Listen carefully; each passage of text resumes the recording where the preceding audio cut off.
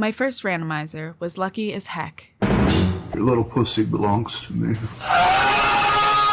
Here's a recap. We're starting on Windfall Island with check number 8.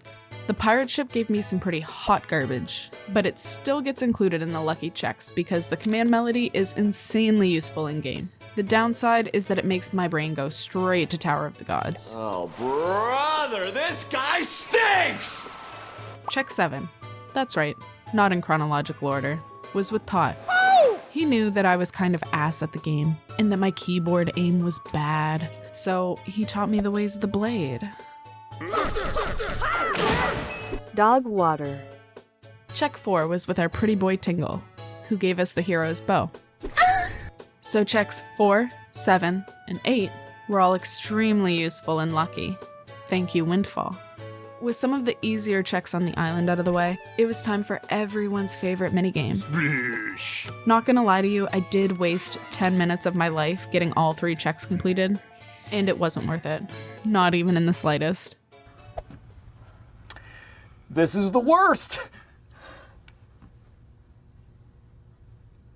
The Master Sword was also a quick find, being the 19th check at the Wind Shrine on Dragon Roost Island. And weirdly enough, I got 2 of the sword upgrades by playing songs. I'd like to say Dragon Roost was just as lucky as Windfall, but in the early game there's substantially less checks there. The mail sorting minigame was fun though. Come on, man. The next lucky bunch of checks takes us to some lookout platforms. Check 25 was the 1,000 rupee wallet upgrade. It's not a groundbreaking discovery for the game, but I do have expensive purchases turned on in the randomizer settings, which means that progress items can be found at the Rockspire shop, the auction, or the trading quest. And it lined up pretty nicely considering checks 30, 28, and 24 were all rupee checks. My balls were full.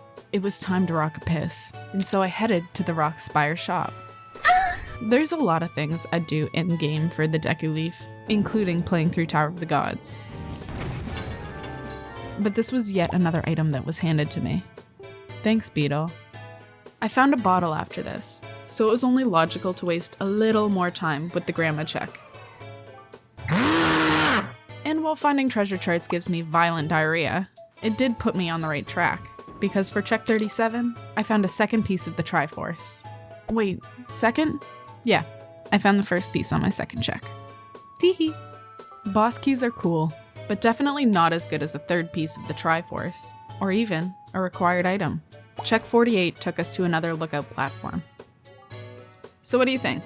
Was this a simple case of beginner's luck, or was this all because my Jupiter is an Aquarius in the first house?